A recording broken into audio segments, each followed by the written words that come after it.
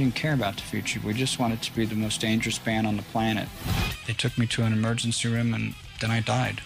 No pot, hash, opium, psychedelics and speed, heroin, cocaine, crack, freebase. Ya, assalamualaikum, halo teman-teman, selamat datang kembali di channel saya. Ya, di video kali ini saya bakal bahas sedikit cerita bagaimana terbentuknya band Megadeth. Ya, tapi sebelum kita lanjut, mau nggak mau kita juga harus membahas sedikit tentang sosok yang ada di balik terbentuknya band ini, Dave Mustaine. Figur yang cukup kontroversial, seorang gitaris cadas yang sudah keluar masuk rehab sebanyak 17 kali sebelum dia menginjak umur 40 tahun. Sempat hampir mati, dan dia juga mengaku hidupnya dikutuk karena sempat mendalami ilmu hitam. Yuk, mari kita mulai.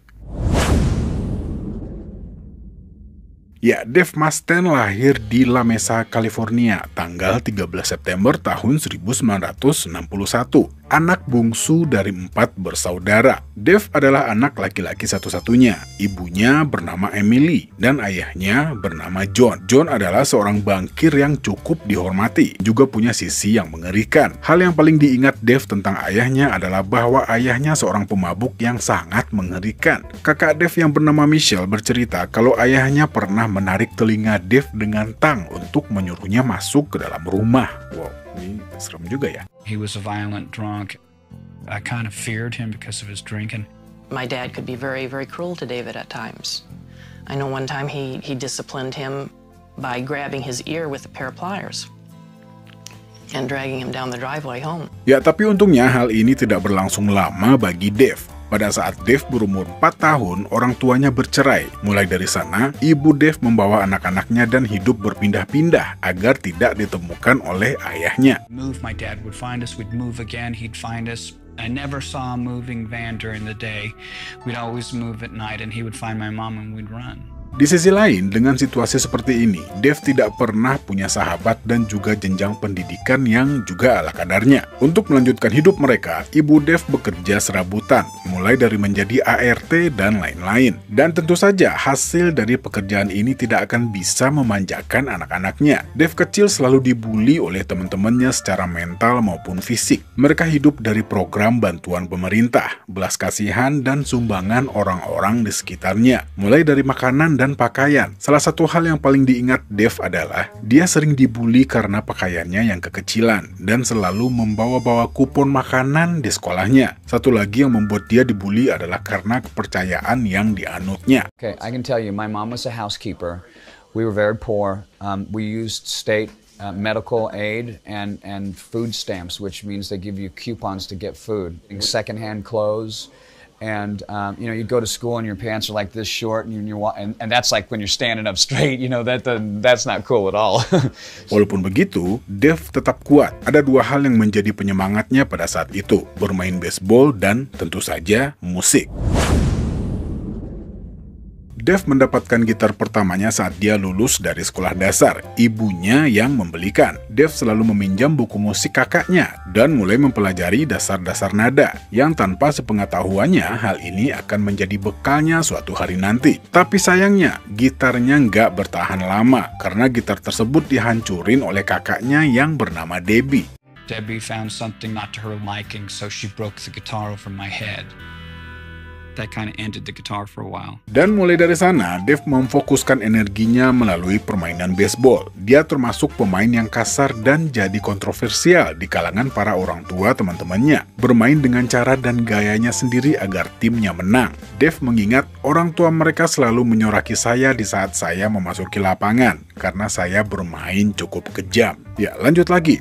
Dan Dave mulai ngeband di saat dia berumur 13 tahun bersama adik abang iparnya yang bernama Mark dan 1 orang lagi temannya yang bermain bass. Mereka sering berlatih di rumah Mark dan pada saat inilah Dave mulai memainkan lagu pertamanya, sebuah lagu miliknya David Bowie yang berjudul Panic in Detroit. Dave mendapatkan pengaruh rocknya dari Led Zeppelin dan Kiss, yang dia ketahui dari seorang penjual ganja yang sering dia temui saat itu. Dan dari sinilah kekagumannya terhadap Kiss dimulai, khususnya kepada pemain gitarnya yang bernama Ace Frehley. Dave sangat ingin menjadi seperti mereka, dan mulai saat itu kehidupan rockstar menjadi impiannya. Pada umur 15 tahun, Dave dan ibunya pindah ke sebuah apartemen di Huntington Beach, California.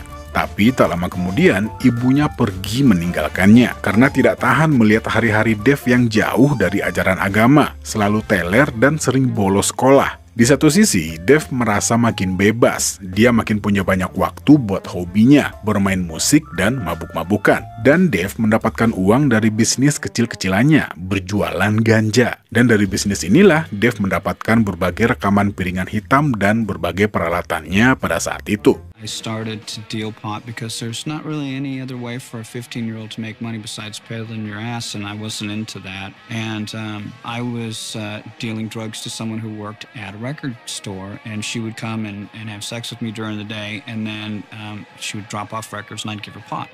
Tapi lambat laun bisnisnya mulai mendapat banyak saingan, yang akhirnya membuat Dave mengambil keputusan untuk tinggal bersama kakaknya yang bernama Michelle di Idaho. Dengan syarat, dia harus kembali ke sekolah dan mencari pekerjaan. Semua sepakat. Dave mulai bersekolah dan dapat pekerjaan sampingan. Tapi di sini Dave malah mendapatkan hobi lain, mempelajari satanis dan mempraktekkan ilmu perdukunan. Tapi di sisi lain, keinginannya untuk bermain musik masih membara. Dave masih rajin latihan dengan teman-temannya, gak ketinggalan minum-minuman alkohol dan menghisap ganja pastinya. Dan tak lama setelah itu, dia kembali ke Huntington Beach dan kembali reuni dengan teman-temannya. Tak lama setelahnya, Dave bertemu dengan seorang drummer yang bernama Dave Harmon. Mereka mulai akrab dan wacana untuk latihan bareng pun tercetus. Dan tak lama kemudian, mereka pun bertemu dengan musisi lain, termasuk di dalamnya ada Bob Evans pada bass, Tom Quaick pada gitar, dan Pat Falk pada vokal.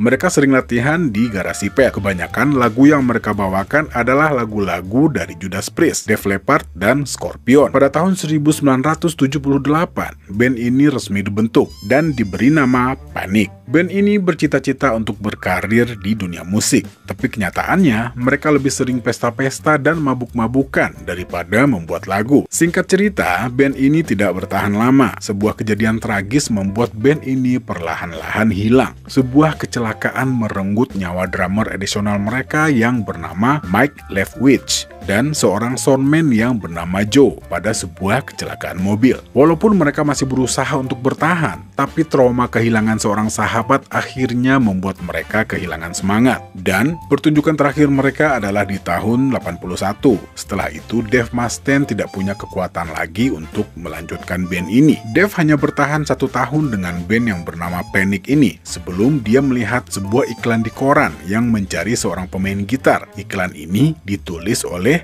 Lars Ulrich. There was an ad in there for lead guitarist wanted, and they had said they were looking for someone influenced by Iron Maiden and Motorhead. Singkat cerita, bergabunglah Dave dengan Metallica. Dengan Metallica, Dave mendapatkan apa yang dicarinya selama ini. Teman, saudara, dan perlahan-lahan orang-orang juga mulai mengenalnya. Di panggung, Dave dikenal sangat ganas. Dave yang mengendalikan crowd. Walaupun bukan vokalis, tapi Dave cukup sering berbicara dengan penonton dari atas panggung.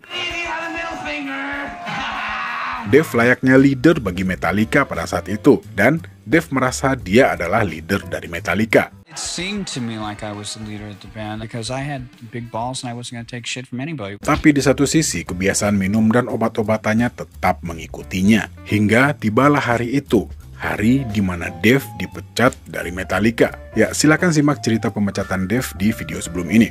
Killing possibly all of us at one point. Yuk, kita lanjut lagi. 4 hari lamanya Dave di dalam bus. Selama perjalanan tersebut, Dave terus memikirkan apa yang baru saja terjadi, tentang Metallica, tentang apa yang harus dilakukannya.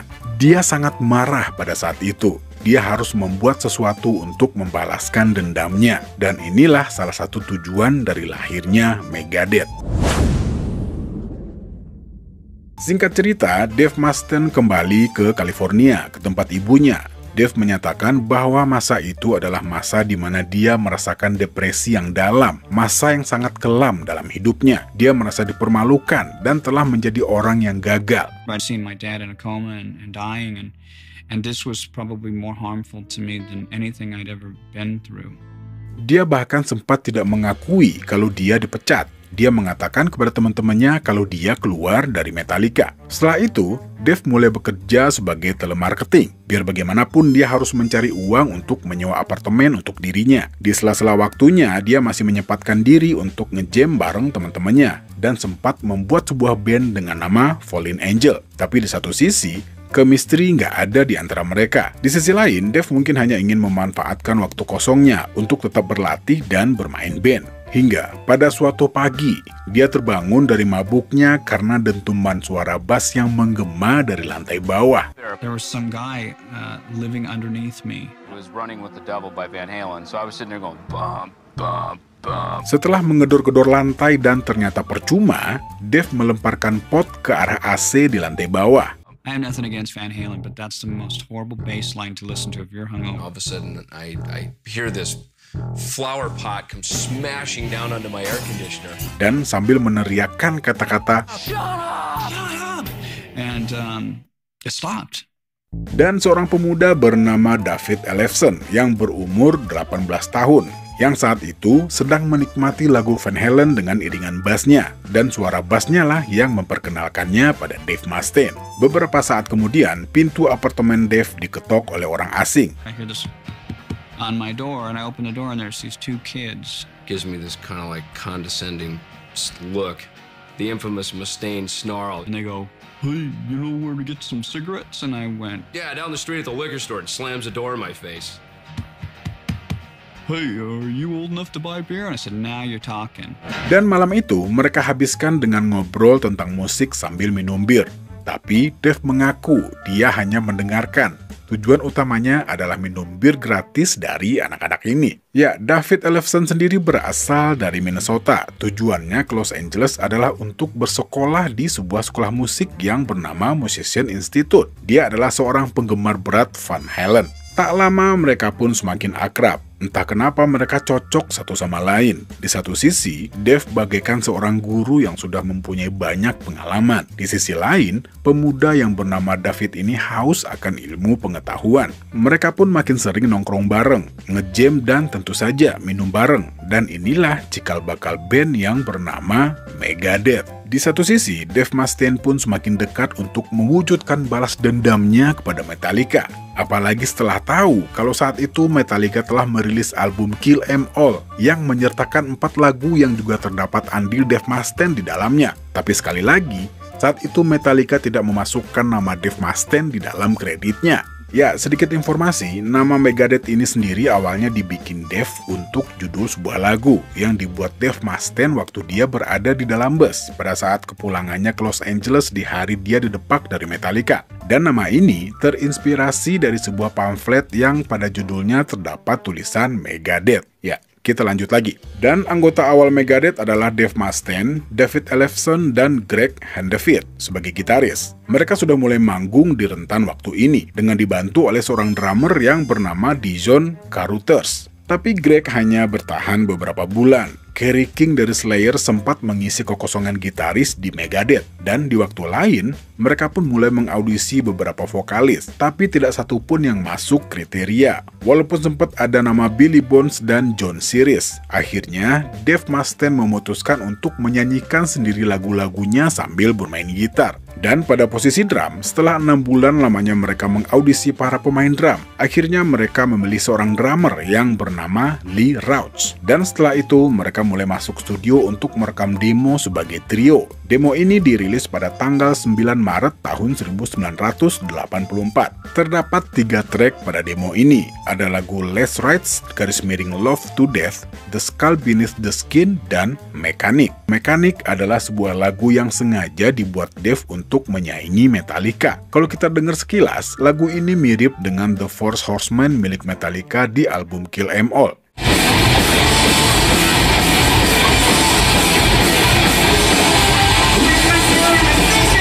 Dan lagu ini adalah sebuah pembuktian kepada Metallica kalau Megadeth bisa bermain lebih cepat, lebih ganas, dan lebih metal. Seakan menyiratkan kepada Metallica kalau mereka telah kehilangan pemain gitar dan sekaligus penulis lagu yang handal. Setelah demo ini, sang drummer Lee Rauch meninggalkan Megadeth dan digantikan oleh seorang drummer jazz fusion bernama Gar Samuelson yang secara resmi bergabung dengan Megadeth pada tanggal 24 Oktober tahun 84. Gar Samuelson sebelumnya pernah bergabung dengan band jazz yang bernama New Yorkers dengan gitaris yang bernama Chris Poland. Dan setelah melihat Gar tampil dengan Megadeth sebagai trio, Chris Poland pergi ke belakang panggung dan meminta mereka untuk mengaudisinya secara dadakan sebagai gitaris utama untuk band. Dan dia bergabung dengan Megadeth pada bulan Desember tahun 84. Dave mengkonfirmasi inilah formasi awal Megadeth. Pada awal tahun 1985, mereka didekati oleh sebuah label independen bernama Combat Records. Tapi di satu sisi,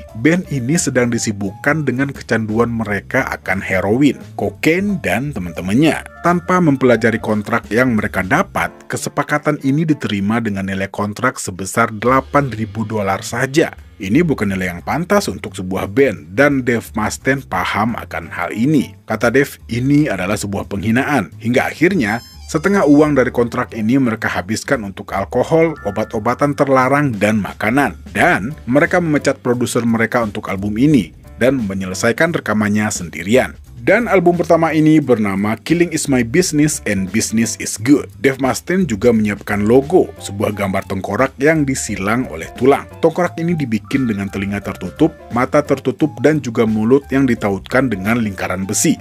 Dan kalau kita lihat lagi terdapat rantai di sana. Menurut Dave, ini menggambarkan bagaimana perasaannya tentang agama, penindasan, dan kebebasan berekspresi. Logo ini juga dijadikan sebagai maskot dari Megadeth dan diberi nama Vic Rattlehead.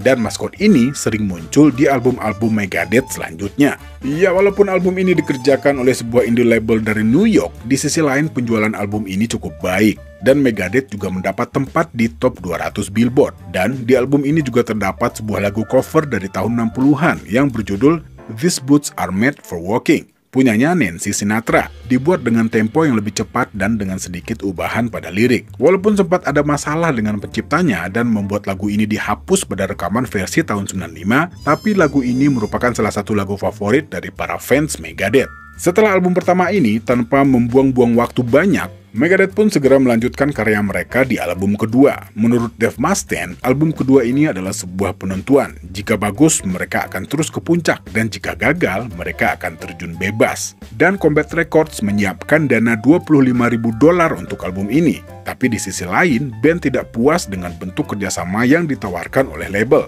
Kemudian, Megadeth meninggalkan Combat Records dan bergabung dengan Capitol Records. Mereka juga meremix ulang album pertama band ini. Dan akhirnya, Peace Sells But Who's Buying dirilis pada tahun 1986. Penjualan album ini melampaui rekor album sebelumnya, menjadikan nama Megadeth semakin dikenal. Megadeth mulai diundang di mana-mana, termasuk pada sebuah acara musik di stasiun TV yang diprakarsai oleh MTV, yang bernama MTV Headbangers Balls.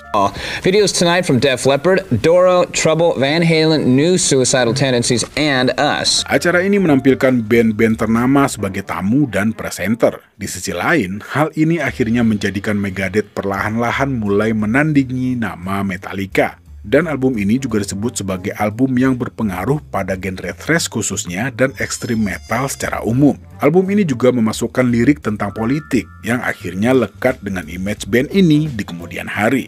Untuk mempromosikan album ini, tur pun dilaksanakan, yang juga membuat mereka bisa tampil di Inggris untuk pertama kalinya. Namun, seiring berjalannya tur, kecanduan Chris dan Gar akan obat-obatan tidak bisa dikendalikan. Layaknya kejadian Dave Mustaine di Metallica, hal ini mempengaruhi performa Megadeth. Untuk berjaga-jaga, band ini mengajak Chuck Bellers sebagai drummer, dan setelah tur selesai, Gar dan Chris pun dipecat dari band. Chuck Bellers tetap menjadi drummer Megadeth hingga mengerjakan album berikutnya, dan untuk posisi gitar diserahkan kepada gitaris yang bernama Paul Young.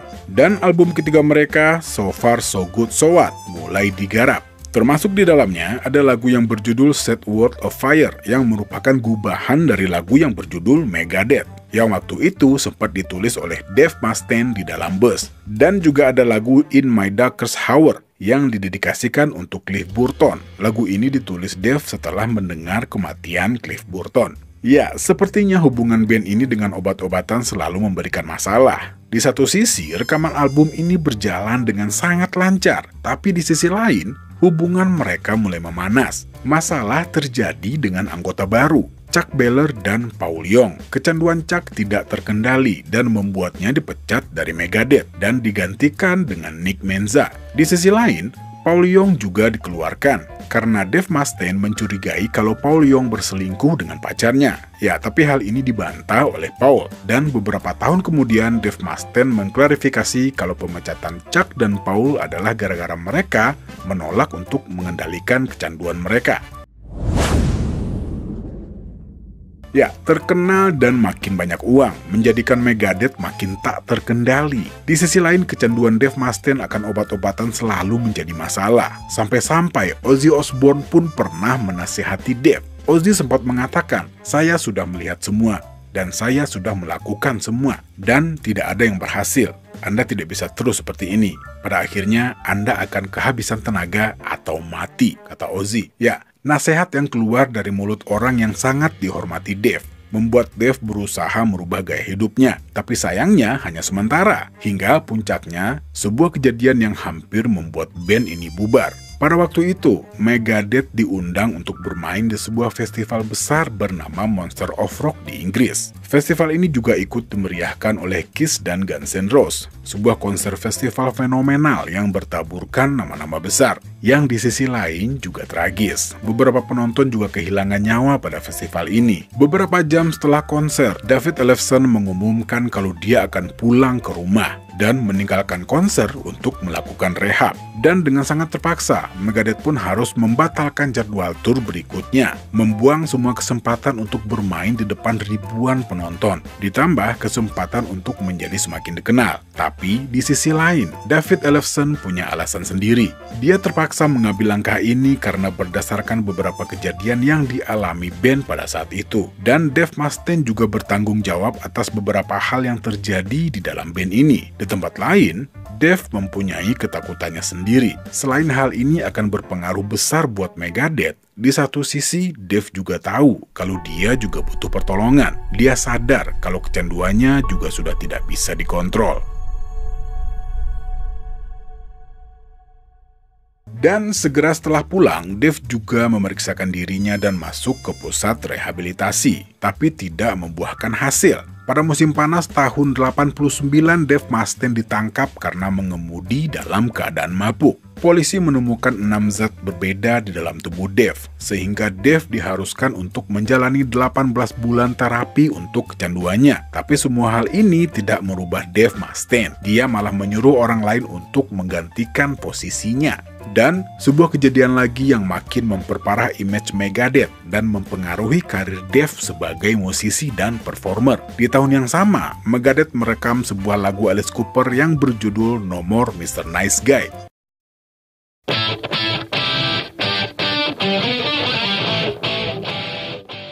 Pada proses pembuatan video untuk lagu ini, Dave Mustaine tidak sanggup untuk berdiri dan bermain gitar karena sedang di bawah pengaruh obat-obatan, sehingga proses syuting harus dilakukan beberapa kali. Dan berkat bantuan manajer baru mereka, Dov Thaler, yang juga dikenal setelah menjadi manajer sebuah band dengan kisah yang sama yang bernama Motley Crue. Sekali lagi, Dave Mustaine disarankan untuk kembali masuk rehabilitasi. Tapi sayangnya, kali ini Dave Mustaine hanya bertahan selama 1 hari. Egonya tidak mau mengakui kalau dia butuh bantuan. Dia merasa semua akan berjalan baik-baik saja, sampai seorang gitaris muda berbakat muncul di hadapannya. Marty Friedman pada tahun 1990 bergabung dengan Megadeth untuk merekam album mereka selanjutnya, Rust in Peace. Walaupun sebelumnya Dave Mustaine sempat meminta saran dari Alice Cooper, tetapi bukan hanya hal itu yang membuat Dave tersadar. Saat mereka latihan di studio untuk materi Rust in Peace, secara sadar Dave memperhatikan permainan Marty Friedman yang sangat luar biasa. Dia tidak bisa berhenti mendengarkan dan mengagumi permainan gitar Marty Friedman, yang mana seharusnya sebagai leader band, Dave yang bermain seperti itu. Dan saat itulah dia sadar ternyata ada gitaris yang lebih hebat dari dirinya. Selama ini, kecanduannya telah menghalanginya untuk berkembang sebagai pemain gitar dan juga menghambat kreativitasnya. Dan dengan kesadaran penuh, Dave Mustaine dan Megadeth kembali menghasilkan album dengan para personil yang menurut para fans adalah masa keemasan Megadeth. Rust in Peace, album ini juga membawa Megadeth ke genre yang ingin mereka hadirkan selama ini, thrash metal, dan juga membawa band ini masuk ke dalam nominasi Grammy pertama mereka sebagai Best Metal Performance. Dan selanjutnya, pada tahun 1991, mereka menelurkan album yang paling fenomenal secara penjualan. Kali ini, mereka melakukan pendekatan musik yang lebih sederhana. Banyak yang bilang Megadeth terinspirasi dari album Black-nya Metallica. Tapi biar bagaimanapun, dari sini sudah terlihat jelas perbedaan antara Megadeth dan Metallica. Dan album ini diberi judul Countdown to Extinction. Sejauh ini, album tersebut merupakan album tersukses dari band ini. Dan pada tahun-tahun ini, Megadeth semakin berkibar. Dengan Dave Mustaine yang sekarang lebih berkonsentrasi dengan musiknya daripada kehidupan rockstarnya, menjadikan Megadeth sebagai salah satu band thrash metal yang paling diperhitungkan. Ya, walaupun dengan drama pergantian personil yang cukup panjang, sampai saat ini Megadeth telah berhasil menelurkan belasan album. Dan di umurnya yang sudah mencapai setengah abad, Dave Mustaine dan Megadeth masih mengeluarkan album ke-16 mereka yang diberi judul The Sick, The Dying, and The Dead. Dan yang tak kalah penting, Dave Mustaine telah berhasil menjadikan dirinya dan Megadeth masuk ke dalam ikon musik metal dunia.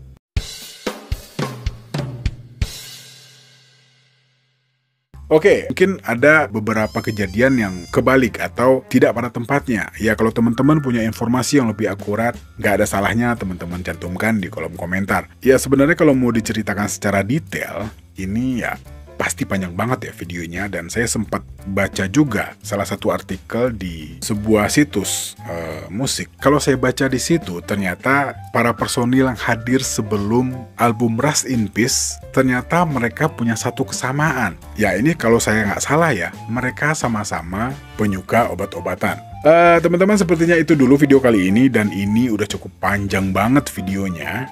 Dan terima kasih sekali lagi yang udah pada nonton, dan mohon maaf sebelumnya kalau misalnya informasi yang saya sajikan kali ini nggak begitu menarik atau mungkin bahasanya kurang bagus atau kurang tepat ya. Sekali lagi saya mohon maaf. Dan buat teman-teman yang selalu support, saya ucapkan terima kasih banyak, dan teman-teman yang udah nonton, saya juga ucapkan beribu-ribu terima kasih. Dan insya Allah kita ketemu lagi di video setelah ini. Dan saya Al pamit. Assalamualaikum warahmatullahi wabarakatuh.